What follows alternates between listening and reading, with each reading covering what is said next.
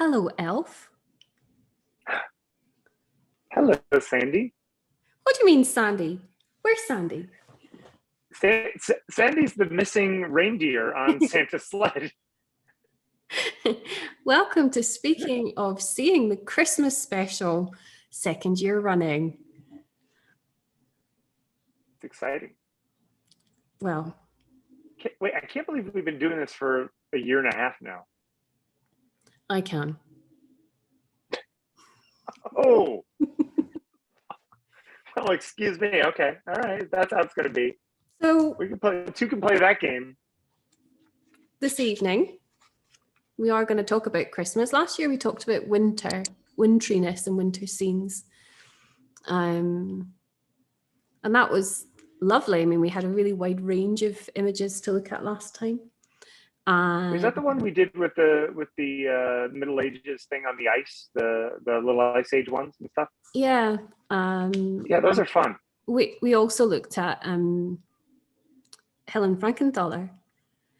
Oh, right, yeah. But we looked at Dutch painting, Averkamp. Yeah. But tonight we've only got two paintings, and they're both by Caravaggio. And Can't go wrong with two paintings by Caravaggio. Exactly. So they both depict the Nativity.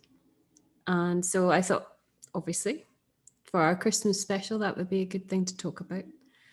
Sure. So there's a bit of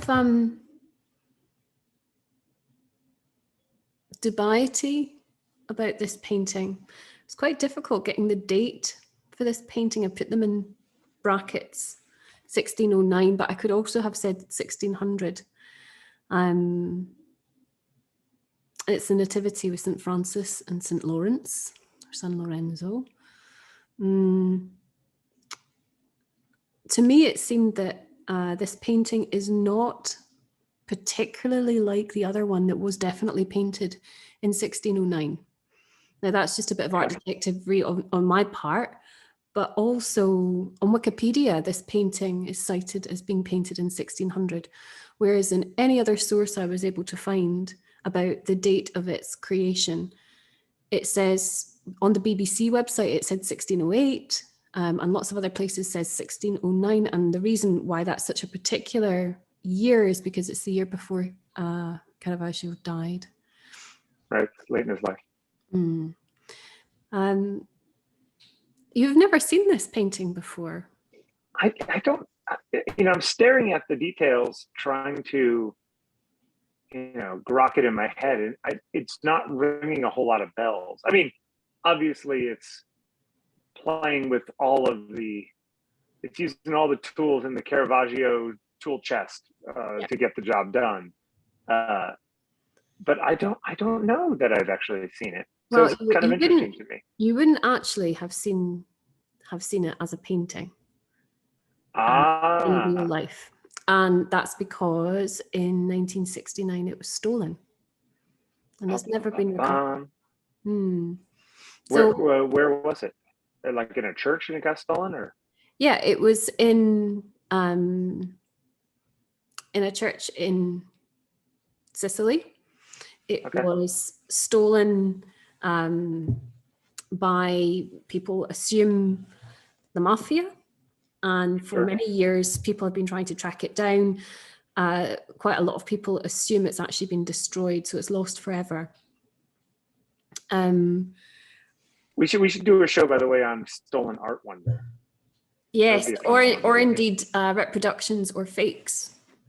Sure. Yeah. So, I mean, this painting is such an important painting for lots of reasons that we can talk about. But someone related to Skye, Rupert Murdoch, commissioned a reproduction of it. And the person who got the commission to do it worked on like a color slide from 1968, projected it, photoshopped it, then projected it again, painted on it, then kept doing that over and over and over until they got what they thought was like the closest to the way that Caravaggio himself would actually have applied the paint, and the way that would have looked, that kind of living, breathing sense of the canvas being alive in the light and dark. Interesting. Yeah, so I'm trying to remember. How did it look, the reconstruction or the recreation? I think this is an image. Oh, this is? Oh, okay. I thought this may have been a slide of the original. Okay. Well, again, sometimes it's really difficult to tell. Sure. Which is. I also think it's hard because a lot of Caravaggio paintings, obviously people at this time were working off of studies, painting people separately, you know, and then combining them in a final work, and that whole style of painting. And there are some Caravaggio paintings, I think the best Caravaggio paintings blend all of that well enough that you don't see that happening. And I think the worst of it feel pasted together. Does that make sense? What I'm trying to say? Like, I feel like the weakest Caravaggio paintings are the ones that I can see the process, and the best are the ones that look like they were a photograph taken. This one's somewhere in the middle to me. Like I can feel like I could see him doing the sketches of all the people before he put them all together. You know, and sometimes it has to do to me with perspective and like sizing, just like, oh, that person's a little too big or a little too small, or their hand is a little oddly sized. And I also just love the fact that Mary's sitting there and the baby's just like lying on the ground, like chilling. Like, well, don't forget, I mean, this is really part of the value of Caravaggio in his lifetime. And he was like the most famous painter in Rome.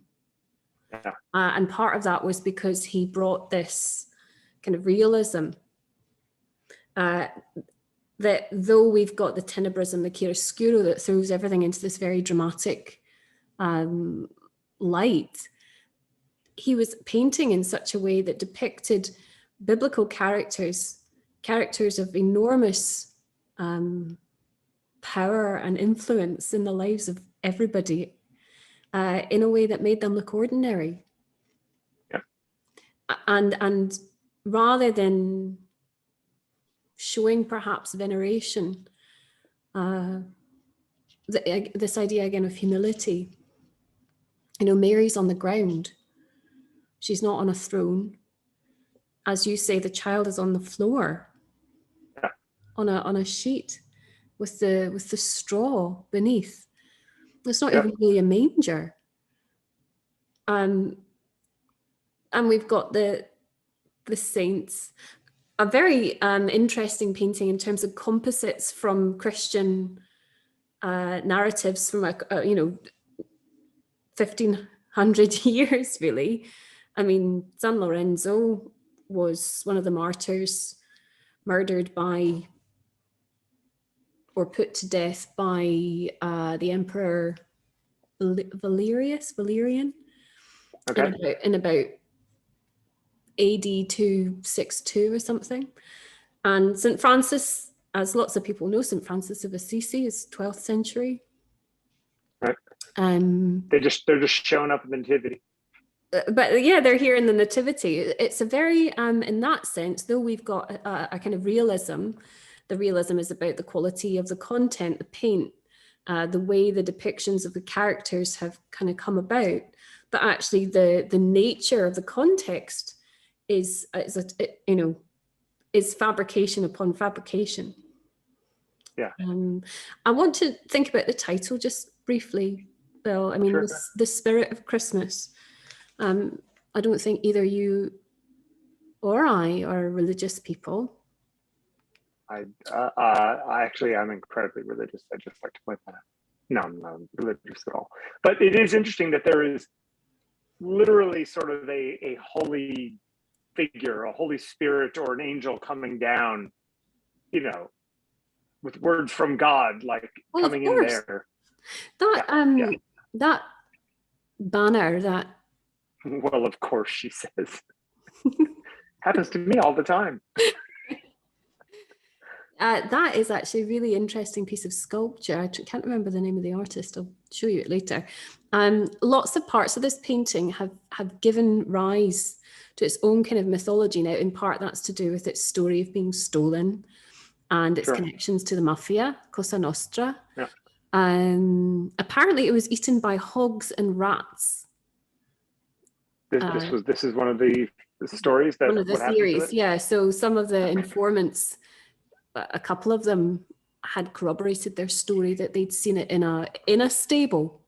I think, funnily enough. Wait, because the people who stole it were trying to destroy it, or trying to destroy it because they didn't want to be found out? No, because they just left it there. Oh, like it had been forgotten. Like they stole it and like just kind of got, so. you know. Yeah, but there's also always like this tense moment, and it's a particularly kind of Christmas story, actually. Certainly in our press here in the UK, like papers like The Guardian a few years ago ran an article saying maybe rediscovered just in time for Christmas. Like, who the hell would know that? Yeah. But it has this kind of ongoing mythology in its own right. It has its own nature and its own spirit in its absence. And the fact that we may or may not be looking at the reproduction or the original, even on this slide now, has its quality of magic that I find really exciting and interesting, in addition to the fact that the painting itself is of the most magical thing for the most magical time of year, one could say. Yeah, it's like a meta magical. It's like it is, yeah. I get that. It's interesting also, though that the way that you talk about this being a pastiche of this is not a traditional Christmas scene, as it were, you know. Of course, because of the people who are there. Well, I mean, it is, but like, it is not. I don't know. It's overblown. It's got lots of fairy dust poured over it. I mean, it doesn't have Santa in there, does it? Well, of course not, because Santa wasn't invented until Coca-Cola did it. But you know, but what were you going to say? I cut you off, sorry. I can't remember. I'll just like looking at. What is the Latin say? My Latin's lost. In excelsis Deus. Yeah. The glory of God, the day of God. Yeah, glory of God. Yeah. The usual stuff. The usual stuff, nonetheless potent stuff, wouldn't you say? Yeah. I mean, even as somebody who's not a Christian, it's also interesting. I see the angel looking down at the baby and being like, "Your dad's up there, man." That's it. He's like pointing upwards. That's awesome. Yeah. These also, you know, in terms of it being St. Francis and St. Lawrence, as I said, they've been plucked from Christian stories from different times. But, you know, in terms of like what they actually represent for the spirit of Christmas, now, don't forget, in context of being painted, even if it was painted in 1600 rather than 1609, the context is really the same. It makes a difference whether it was perhaps painted in Rome, 1600, or if it was painted in 1609, it would have been painted in Sicily. Yeah, very round, sure. Yeah, but nonetheless, it would have still had the same connotation. I mean, Caravaggio painted for the Catholic Church repeatedly. He was commissioned repeatedly. He was the most famous artist in Rome. He had very powerful friends who protected him for all his brawling and violence for all those years.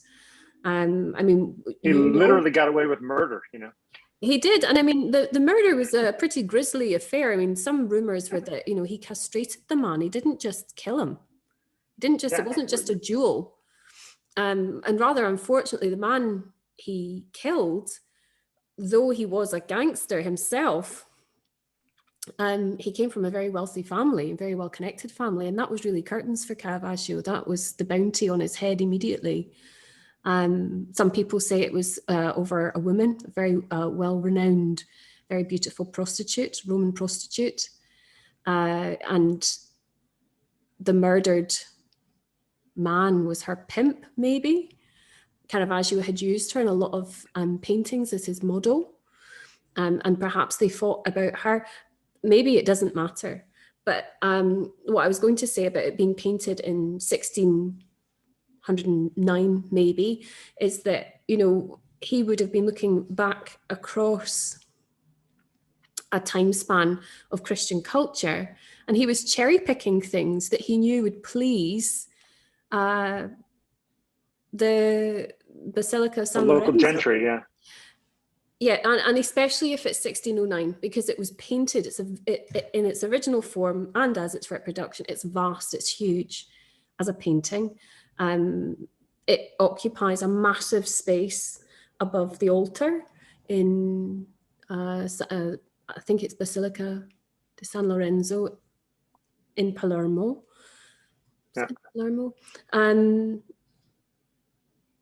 This idea of cherry picking to get the most yield from the people who would see it. So some would say pandering. Well, yes, but is that what made him so significant, that he pandered? I think it would. It's it's a big part of what made him successful at a time when the only art that was paid for was for the church, right? It's the oratory of San Lorenzo, not the basilica. Excuse me. But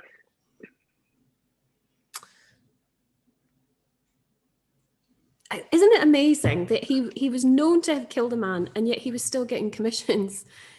He arrived in the Catholic Church for like, nah, you're the best. Hey, powerful people get away with a whole lot of things always, right? Yeah. He's good at what he did. We can overlook the bad things, He had powerful connections really since birth.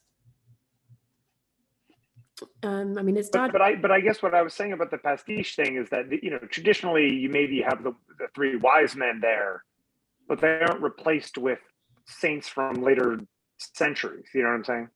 What I want to know is the blonde character facing away from us with the bare leg, that most extraordinarily foreshortened leg coming back towards us.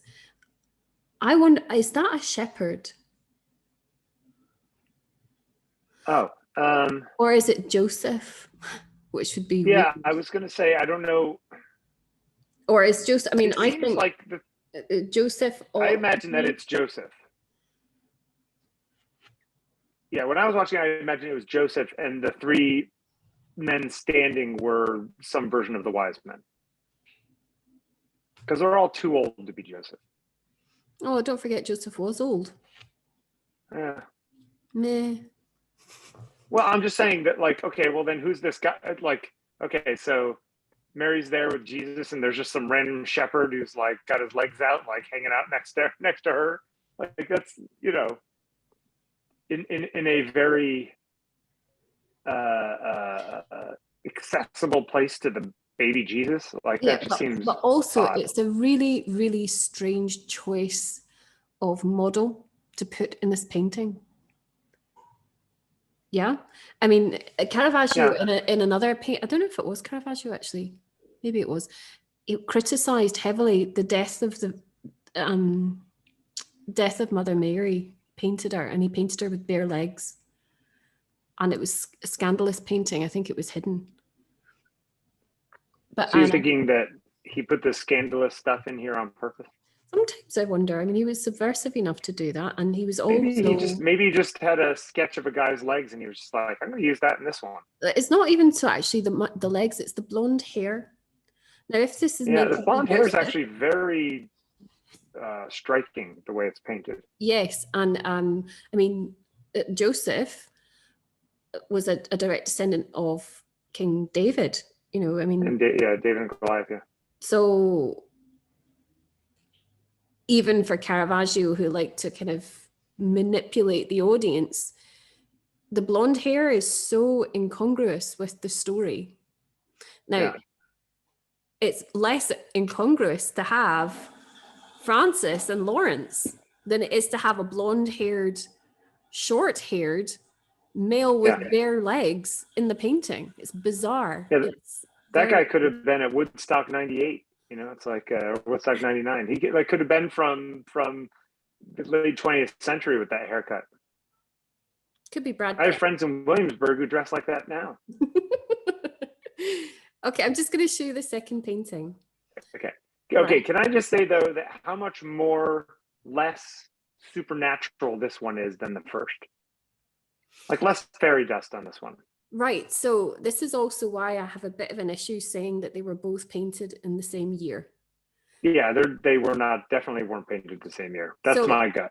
when we look at like what Caravaggio was painting actually in 1600, he was painting around about that time the things like Judith beheading Holofernes, for example, which is very what this looks similar. like. Yeah, very, Yep. very similar. Yep. Whereas for this one, again, this is like gone to a naturalism further still, that puts it in a different context. It has a warmth and a life that is nonetheless about the divine, yet it doesn't, I don't know, this painting is a painting of tenderness. Is this known to be unfinished? No, this is in Messina in Sicily. It's just interesting because it's basically, you know, 3 colors, this one. No, I mean, it is completed. It was commissioned by the Capuchin monks, who were like his biggest fans, because sometimes, though he was commissioned all the time by the Catholic Church, very often he was commissioned, he painted something, and then somebody somewhere in the church, in the commissioning body, would be like, well, you know, you've painted Mother Mary with bare legs, or Joseph with blonde hair, or, you know, people would find problems with what he did. So although he was very famous and sought after, he was also heavily criticized frequently. Whereas the Capuchin monks, like, were his biggest fans. He was like their art crush, basically. And they commissioned this. It's still there in Messina. It's not got the same stark black, dark background. The tenebrism is not really. It's a glow. The painting is glowing with warmth, I think. Yeah, I am very surprised that this is considered finished, because it looks like he wasn't done yet. But it is interesting to me, even that rock down the bottom. Like, I just imagine him going, shoot, I have a lot of space down here. I put a rock. Actually, it was one of the criticisms of this painting, funnily enough, is that there was too much empty space. Well, and this painting that's could so be cropped strange. a bit in the bottom. Yeah. No, but also that's so strange, because in this painting, other than, you know, in this, there might be stuff happening in the background, but we have very little purchase on it because it's so dark. Sure. Whereas with this one, we can actually see the back of the stable. We can see it. That's not a normal Caravaggio. No, not at all. And that's part of why it feels unfinished to me, is partly because a lot of it feels sketched but not completed. Do you know what I'm saying? It's like, oh, here's what I'm going to do, but I'm going to add more layers of stuff to bring this down, or to. There's something about it that it's like missing something somehow. It's very odd. I mean, I'm actually, do you know what? I'm looking up Caravaggio Adoration of the Shepherds right now, just to check that it is actually him who's painted it, because it is so bizarre, isn't it? And to say that for anyone as an art historian would connect the two paintings and put them in the same year for this artist is quite bizarre. Definitely not the same year. I feel like this could be like a late life experiment that kind of went in a weird direction. That's what it feels like to me. Yeah, I mean, it is. It's a big painting again, you know. But other things just to mention, and I have said things like this before, we know that sometimes when I pick images, they're reproductions, we put them on the screen, we're looking at them digitally. This probably had a weightiness to it in the depths of dark that don't translate well into this slide. But nonetheless, we can see the detail of those wooden boards at the back that make up the back of the stable. Also, I think you can see it too. There are halos. Oh, I didn't even notice that. Yeah. Now, that also is a bizarre... Wait, just on Mary, or are there more? There is actually one on Joseph as well. Oh yeah, you're right. Yeah.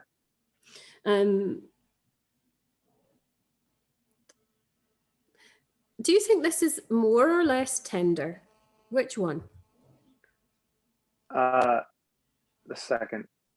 Yeah. The second one feels unfinished, but the first one feels overworked. But maybe that's because actually it has been overworked in that, as I said, after it was stolen, I mean, the space that was missing, was kind of crying out to have its Caravaggio masterpiece back. And, they went through the process, as I said, of digitally painting it, then printing it, painting it on top of the digital print, then re-photoshopping it, then, until, again, this idea of making it come alive in the way that Caravaggio would have done just as a matter of course, in the way that he painted. That it was commissioned at all as a reproduction is kind of bizarre, I think. Not because it's bizarre to want it. It's interesting to me, though, that there aren't any good photographic reproductions of painting that was stolen in, what, the 60s? Yeah, 60. Like, no one in between 1850 and 1958 or 1960 ever took a really great photograph of it. That seems odd to me. Well, I mean, they did enough that there was a slide available for Adam Lowe was the person who was in charge of the reproduction. Isn't it also interesting, though, that she's actually holding the baby in this one, where she's not in the first one?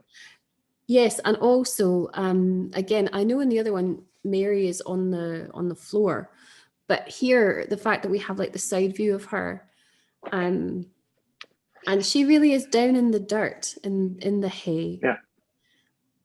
This is, I read earlier the difference between like the veneration and elevation of the king and a young mother, a simple young mother who, for no reason that she could fathom, has been chosen to be the mother of God. Yeah. I mean, maybe he was dicing with something. Well, lots of artists have, but at this time, in this way, this is the beginning of modern painting. I think everything about Caravaggio. I find it interesting. Well, sure, but I find it interesting that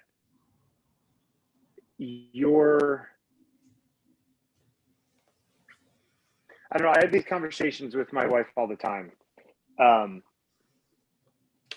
because she is a somewhat like a lapsed, raised Catholic kind of girl, and also loves Greek and Roman mythology and Norse mythology, and she's very much on the all Christian mythology is just rehashed earlier mythologies that have been Christianized in order to basically take over pagan religions, like all of that sort of theory, which I totally agree with too. There's far too much commonality between all of these things, but to me, that makes all of it very much, they're just stories. I don't feel any personhood in any of the biblical stories, to me, because I don't believe that Mary actually existed. So having all this deep, empathy for a character in a movie, I'm not going to have deep empathy for, John McClane in Die Hard, because he's a fictitious character. And so it's interesting to me that you seem to have a certain penchant for, say, Mary's plight in these stories. Yes. You know what I mean? Yeah. Right. Do you think part of it's being a mother yourself, and there's like a big part of that? I mean, we could dumb it down and say yes. I wasn't trying to dumb it down. I didn't mean to be flippant. I honestly wonder. It's really interesting to me. Well, the story of Christmas to me has always been this most extraordinary thing. And again, I say that as somebody who's not a Christian. Right. And I wonder about the sense of spirit in all of this. So, as you will be aware, I'm not as hard line or as black and white as you are. Absolutely, that is true. About anything, really. Yeah. But there is something, and always, even before I was a mother, about Mary, about this idea of like a young, a girl and this baby, and there not being room for them. Then this perilous journey against all odds, and the sacredness, the specialness of it. It's very difficult to actually explain it. Yeah, that's what I'm trying to get at. Like, wait, the sacredness of what? Motherhood, the sacredness of the idea of a baby Jesus, like the beginning of God on earth, like all of that, or is it just motherhood in general? It's just something about being so very vulnerable. Yeah. And the humbling nature of the extraordinariness of birth.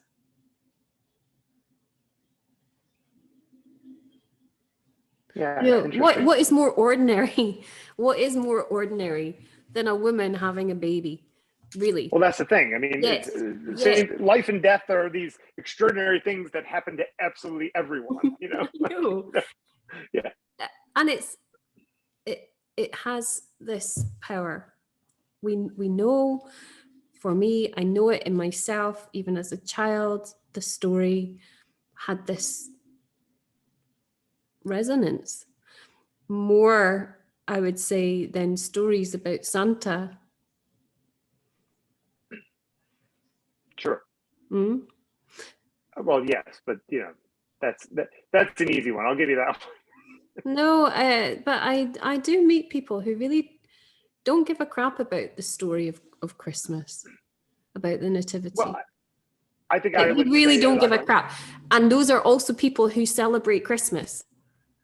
Okay, yeah, I would say I don't give a crap about either of them, but that is, I get your point of people who are sort of missing the forest for the trees. If you're gonna venerate something, this story has a lot more to it than, you know, trees and a guy coming down a chimney. And if we take the Christian sting out of it, which seems ironic because it's the birth of Christ, but again, it's like, you know, you're talking about, you know, stories that come from other fables or myths, and they're passed down, they're rehashed. Well, to me, it doesn't matter where the story comes from, or indeed where the story necessarily goes to, but the story of it is something that is of universal importance and significance. And that's the spirit. Yeah. Go ahead.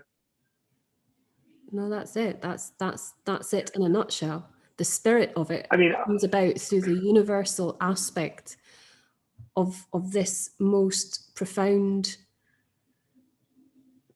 experience, profound event. And yes, it's an event that happens all over the world every second of every day for billions of women, millions of women. Yeah, not billions. Doesn't matter. It doesn't diminish it, does it? Or does it to you? Yeah, I mean, it's interesting though, in some ways, because of the way the story is constructed. It's one woman and everyone else is male, right? You know, there's also that side of things where it's like all these men staring at this one woman. Well, they're staring. I mean, this one. Well, yes, but I'm saying, but that, yes, they're staring at the woman holding the baby. But what my point is that that this one feels like people. The other one feels like an allegory. Yes, well, it is an allegory. I don't think it's a pastiche, though. We used the word pastiche a couple of times there. It's a copy. I don't think there's any license to it as a reproduction. I think it is as faithful a copy as they could possibly have managed, which is why they kept returning to it, to paint onto it, to Photoshop it, to paint onto it. And yes, I understand that Photoshop makes it a pastiche rather than a real copy, because the real copy. I didn't mean a pastiche in that sense. I meant that it felt that Caravaggio's choice of subject matter was a weird hodgepodge of stories all stuck together. Well, I don't know. I mean, if we think about St. Lawrence and his martyrdom, I mean, he was persecuted. Yeah, but they weren't there in 0 AD, is my point. In the original story, you don't go read about it, and St. Lawrence and St. Francis aren't standing there. No, I know, but again, you're using the word allegory. It's a really important story, and it's supported by these characters. You know, these characters have come in, they've been beamed in, cherry-picked from Christian history, and there are reasons for them to be there. And as I said, you know, the persecution of Christians, you know, to, I guess, juxtapose the birth of Christ with the man who died because of his belief in Christ is a really doubly powerful thing. To have St. Francis, I mean, St. Francis really venerated poverty. And this idea again about having Mary on the floor and the dirt and the hay and the bare legs of the man, you know, there's something in it that's almost not obscene, but ghastly somehow. Yeah, I on the edge of it. And I mean, and the whole reason of the 3 king, you know, the wise men, so to speak, was that they were powerful, rich people themselves, and they had heard about Jesus, right? And they had felt that, you know, the angel had told them to go, that basically they were prostrating themselves to a baby, even though they were powerful people in the world. And that gave Jesus stature, right? That he didn't have, that they felt that he deserved. This is telling in some ways a different story, right? Where you're saying by having them there, it's not about lifting Jesus up. It's about all of us being down there in the dirt with Jesus. Yeah. And I mean, that was a relatively recent invention, like, you know, 4th century, really, the Nativity started to appear as a depiction in art, right? But it wasn't depicted in this kind of way until probably 12th or 13th century. The Renaissance really kind of came along, very early, like proto-Renaissance stuff would have started showing the Nativity as a thing of humility, right? Whereas before, Mary would have been on the throne with the Lord God on her knee or at her breast, or somehow depicted in a way that was about the elevation and veneration. And this is like 1,000,000 miles from that. And probably 9 years. But also, I think the glory, there's glory in that. There's no glory in this, but it's just so humble, but humbling. Yeah. To see it. It's humane. It's like, and that's why in many ways I find the other one doesn't feel powerful to me, because it's trying to be powerful. You know, it's trying to exude, I have the angel, he's coming down, and these people, it's like, oh, we got the greatest hits of Christianity surrounding the baby Jesus. It's like you're trying too hard. Yeah. It's like the moment doesn't need that kind of reconstruction.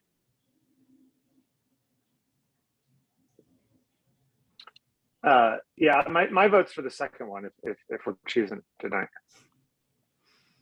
Although I would like to see, I feel like there are other colors to be added that he never got around to. I think it would be shifted in a real way. Well, I think it'd be really good if anyone's watching and is interested in this to go and have a look at different digital copies of this painting. Yeah. But I mean, of course, people travel to Messina and go and see the original. But also, you know, this one is very orange. It's very warm. It's a warm painting anyway.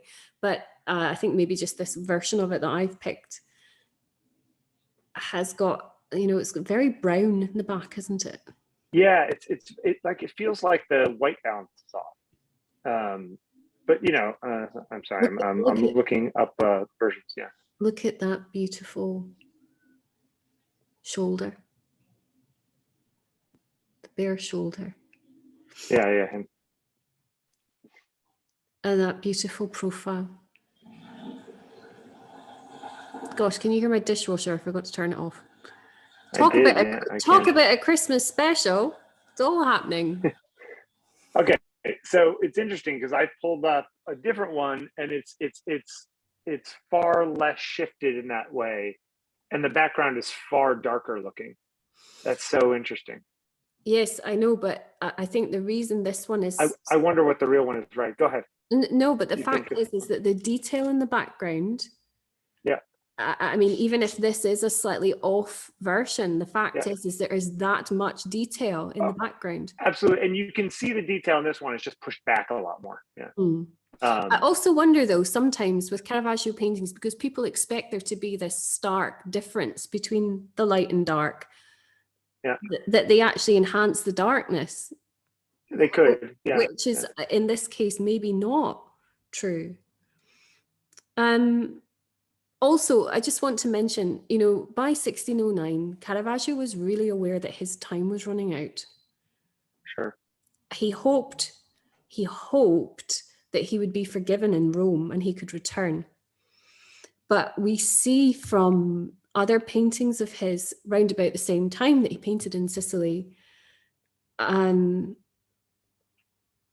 he was afraid. So, for example, he put his own head on the platter. Right. As a way to, do you think it's a way to offer himself up? Yes, I mean, it was intended as a kind of a message. Contrition. Yeah, to please forgive me, beseechingly, you know I've done wrong. I'm sorry I castrated and killed your child. But yeah, he was really conscious that this was coming. I mean, his death anyway is shrouded in mystery. Nobody knows if he was actually bumped off in the end by someone or if he died.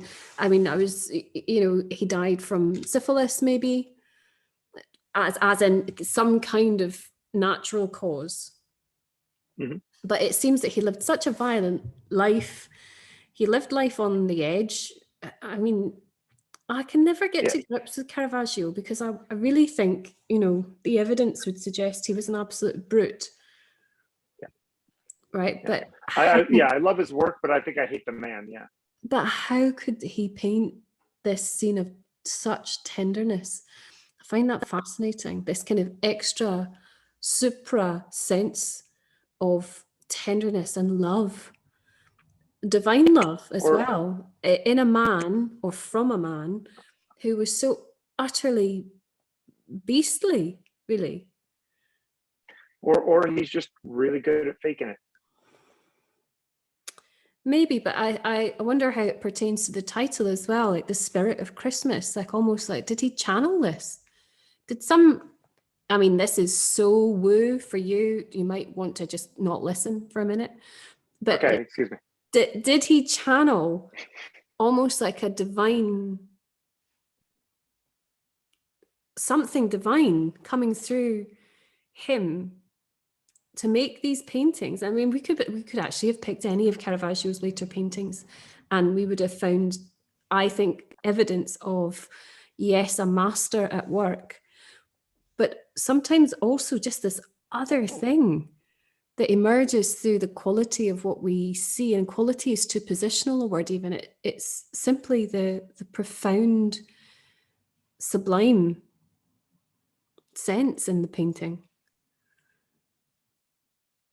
I think that he was an exceptional technician who knew how to...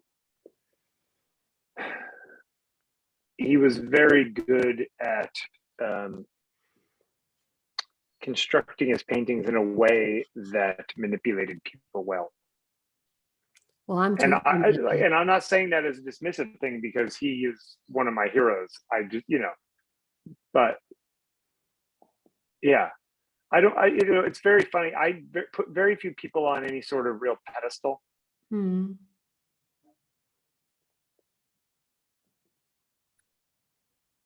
it's interesting. The Did you go ahead? The spirit of Christmas, Bill, what do you think it is? If it is anything, I think you could distill the spirit of Christmas down to the birth of a baby, not necessarily of the Son of God. And I think that you could argue, and I think the second one is true of this, where it doesn't need to be, yes, you had the halos, but ultimately that experience, that moment is the beginning of everything. And that's what we're really talking about here. It's like creation, right? That's why this one doesn't feel like as tender to me. No one's even touching each other. At least in the second one, Mary's holding the child, It's funny because you say this one is risque because it has the legs exposed. But I think this one feels really conservative because everyone's just like, no, the baby's going to sit there and I'm going to sit here like this.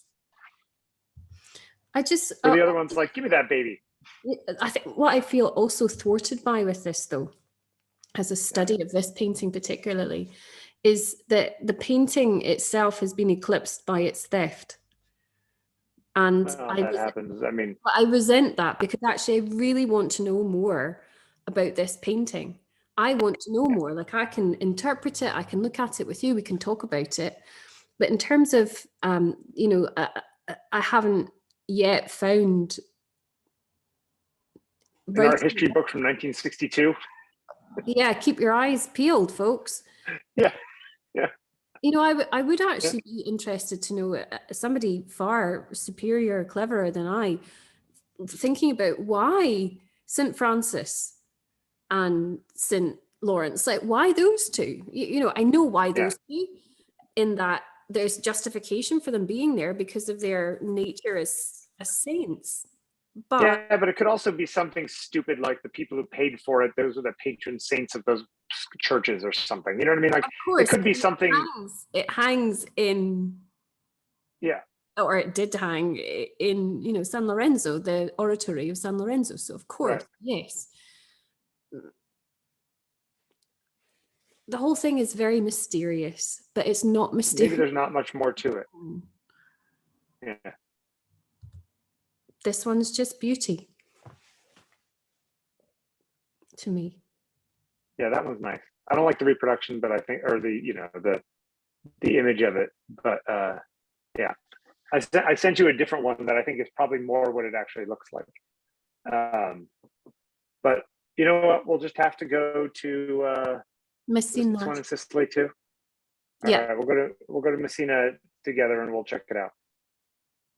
We should do an on the road, like a speaking of seeing road trip. On the road again. Bill, ho ho ho. Merry Christmas. Yeah. And may God bless us, everyone. See you soon.